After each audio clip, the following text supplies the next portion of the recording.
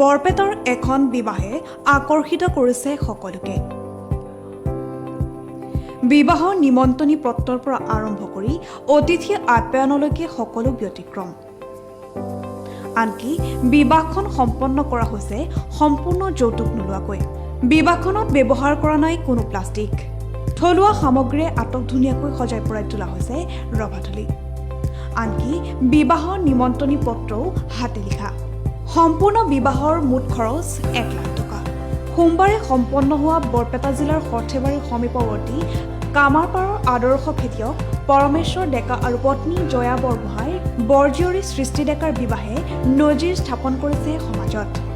প্ৰথমে বিবাহৰ নিমন্ত্ৰণী পত্ৰখনলৈ মন কৰক। পত্ৰখন হাতে লিখা। কৃষক ডেকাই পত্ৰখন তৈয়াৰ কৰিছে নিজ হাতেৰে। তাৰ পিছতে লক্ষ্য কৰক ৰভাতলিখনলৈ। কৃষক পৰমেশ্বৰ ডেকাই ৰভাতলিও সাজিছে অনন্যভাৱে।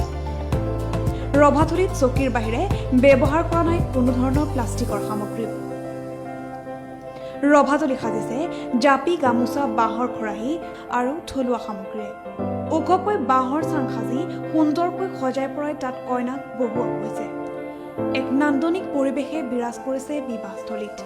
অতিথিক আপ্যায়ন কৰা হৈছে কলৰ টুনাত।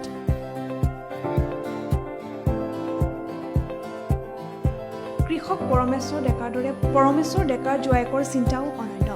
সম্পূৰ্ণ যৌতুক শূন্যতাভাৱে সোমবাৰে পৰমেশ্বৰ ডেকাৰ বৰজীয়ৰী সৃষ্টি ডেকাৰ পানী গ্ৰহণ কৰে সৰ্থেবাৰীৰ ধ্ৰুৱজিৎ ডেকাই। সৃষ্টি ডেকা আৰু ধ্ৰুৱজিৎ ডেকাৰ এই বিবাহে সমাজলৈ দিলে এক বিশেষ বাৰ্তা।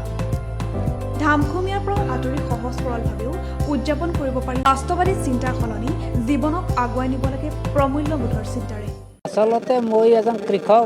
খেতি পথাৰতো মই ব্যতিক্ৰমী খেতি কৰোঁ। মই মোৰ ছোৱালী বিয়া ঠিক হোৱাৰ পিছতে মই ভাবিছোঁ এটা সমাজলৈ ভাল এটা মেছেজ দিম। কোনো ব্যয়বহুল বিয়া নাপাতোঁ, প্লাষ্টিক ব্যৱহাৰ নকৰোঁ। তাৰোপৰি চিঠিও মই নিজ হাতে লিখিছোঁ। আজিকালি বিয়াবিলাকত চিঠিৰ নামতে বহুত টকা ব্যয় হয়। চিঠিকেইখন মই হাতে লিখিছোঁ। তেনেকৈ কলপাতো ব্যৱহাৰ কৰিছোঁ। মানে ব্যতিক্ৰমী মানে আজিকালি ডিজিটেলৰ যুগত এখন বিয়াৰ নামত এটা পৰিয়ালে মাটি বিক্ৰী কৰে বা অন্যান্য কৰে। মই সেইটো কৰিব বিচৰা নাই। কাৰণ বিয়াৰ নামত এটা পৰিয়াল জুৰুলা হৈ যায়। আমাৰ বিয়াখনত কোনো যৌতুক নাই, আমাৰ কোনো ব্যয়বহুল বিয়া নহয়। এনেকৈ বিয়া পাতিলেও যি কম ব্যয়তে মানুহে ভাল এখন বিয়া পাতিব পাৰে, মই তাৰে এটা মেছেজ দিয়াৰ কাৰণে চেষ্টা চলাইছিলোঁ। নাজানো সফল হৈছোঁ নে হোৱা নাই। কিমানমান খৰচ হৈছিলে? খৰচ বহুত বেছি এটা হোৱা নাই, যাতে যৌতুক নাই লয়। দৰাপক্ষই যিখিনি বস্তু দৰাপক্ষই দিছে।